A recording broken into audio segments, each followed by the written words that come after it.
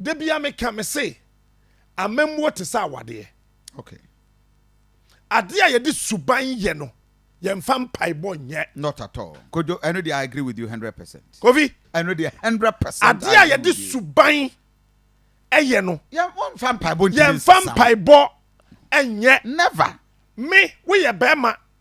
Na we yi won sabobo we yire pupo. Me baba metuka.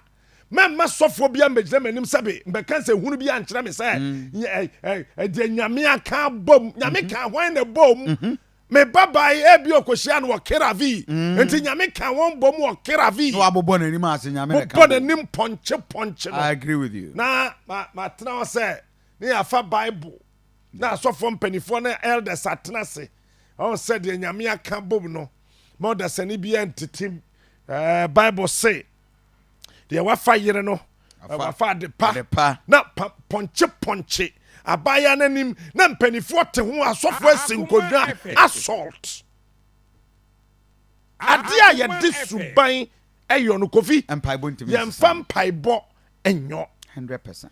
it is a Ghana's dollar no cedi no take off from na dollar no twenase na asofo sore se wo bom paya ya na me homete.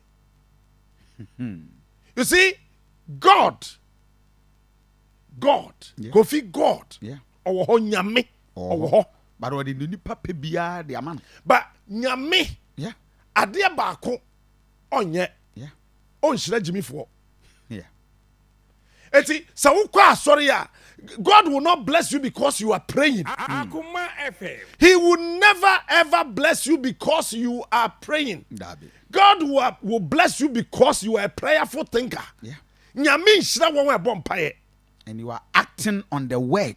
Nyame shira won wa.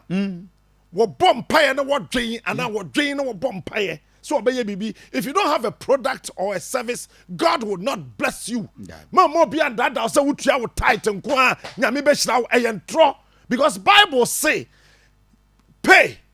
Give out your tithe, and I will open the windows of heaven and pour a blessing, a blessing. Bible now say God will pour blessings. I will pour a blessing. And only you need there. A baby what dream. To where you tithe. Now what dream? Yajuma. Na empire. Enter the prayer warriors. They hear what more.